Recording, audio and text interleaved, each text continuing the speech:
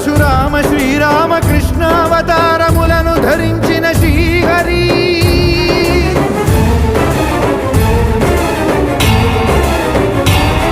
అవతారకుడం అవతారమూర్తిగా సాక్షాత్కరించి ధరింపజేయవయా నను బంధ విముక్తుని చేయవయ్యా